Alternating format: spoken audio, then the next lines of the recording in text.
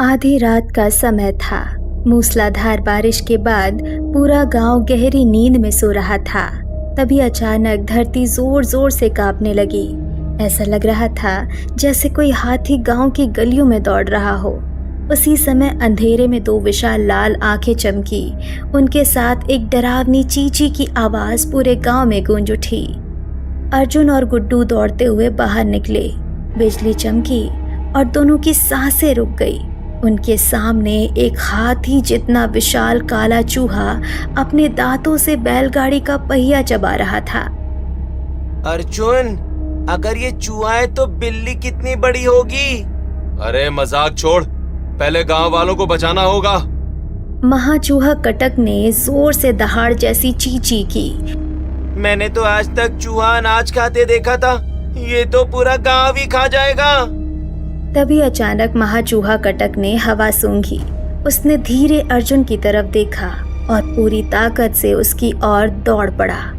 उस रात किसी को समझ नहीं आया कि इतना विशाल चूहा अचानक कहां से आया, लेकिन असली डर अभी शुरू हुआ था। उसी दिन सुबह गांव के बाहर लगे खेतों में अर्जुन और गुड्डू काम कर रहे थे। मौसम बिल्कुल साफ था, लेकिन काले जंगल की तरफ से बार बार अजीब आवाजें आ रही थी। अचानक दूर आसमान में काले कौओं का झुंड गोल गोल चक्कर लगाने लगा।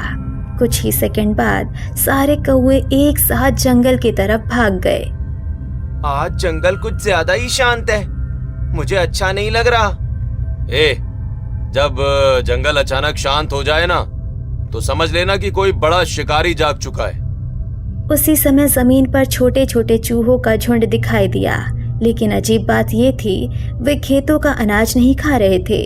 वे सब एक ही दिशा में भाग रहे थे, मानो किसी राजा का रास्ता साफ कर रहे हो। इतने सारे चूहे मैंने एक साथ कभी नहीं देखे। इनके पीछे कोई बहुत बड़ी वजह जरूर है। अर्जुन को तब भी कुछ अजीब लगा था, लेकिन उसे नहीं पता था कि ये छोटे चूहे अपने राजा के आने की तैयारी कर रहे थे। उधर काले जंगल के सबसे पुराने बरगद के नीचे भयानी का चुड़ैल एक विशाल लोहे की कढ़ाई के सामने बैठी थी। कढ़ाई में हरे रंग का जादुई धुआं उठ रहा था। उसने मुट्ठी भर काले बीज उसमें डाले। अचानक जमीन के नीचे से हजारों छोटे चूहे बाहर निकल आए। वे गोल घेरा बनाकर बैठ गए। फिर जमीन जोर से फटी और उसमें से धीरे धीरे बाहर निकला महाचूहा कटक। उसकी लंबाई बैलगाड़ी से भी ज्यादा थी। दांत तलवार जैसे चमक रहे थे। उसकी मूंछें हवा में सांपों की तरह हिल रही थी।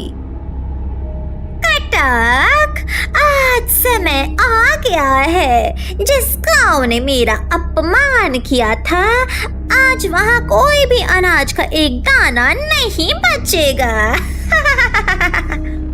महाचूहा जोर से चीखा।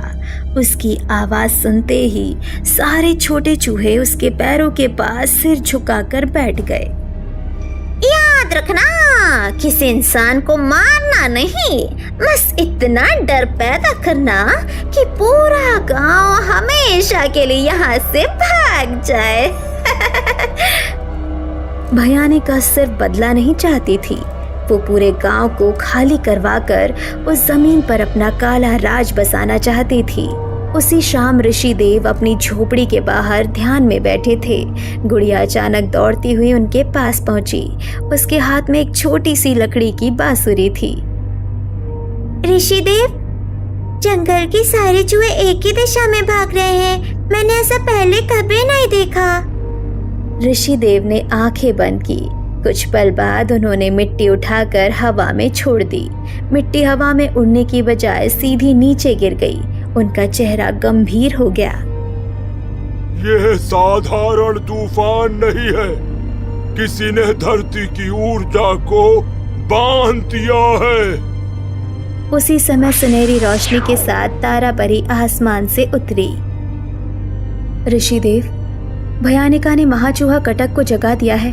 अगर उसे अभी नहीं रोका गया तो सूर्योदय से पहले पूरा गांव बर्बाद हो जाएगा। तो समय आ गया है अर्जुन को सच बताया जाए। और उसी रात जब पूरा गांव गहरी नींद में था, महाचूहा कटक ने अपना पहला हमला कर दिया। अर्जुन और गुड्डू उसके ठीक सामने खड़े थे और उसके पास बचने का रास्ता लगभग खत्म हो चुका था।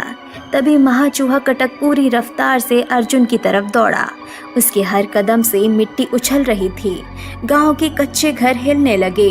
अर्जुन ने तुरंत गुड्डू का हाथ पकड़कर उसे एक तरफ धक्का दिया। अगले ही पल कटक वहीं से गुजरा। उसके विशाल दांत एक बैलगाड़ी से टकराए। धड़ा! पूरी बैलगाड़ी 2 टुकड़ों में टूट गई। गुड्डू कांपते हुए उठ खड़ा हुआ। हे भगवान, अगर मैं वहां खड़ा होता तो बैलगाड़ी की जगह मैं 2 टुकड़ों में हो जाता। भागने से कुछ नहीं होगा, पहले इसे गांव से बाहर ले जाना होगा।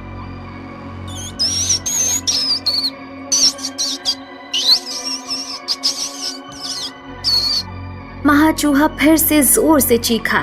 उसकी आवाज सुनते ही गली गली से सैकड़ों छोटे चूहे निकल आए। वो लोगों पर हमला नहीं कर रहे थे, बल्कि घरों के दरवाजे कुतरने लगे। कुछ ही मिनटों में पूरे गांव में अफरा तफरी मच गई।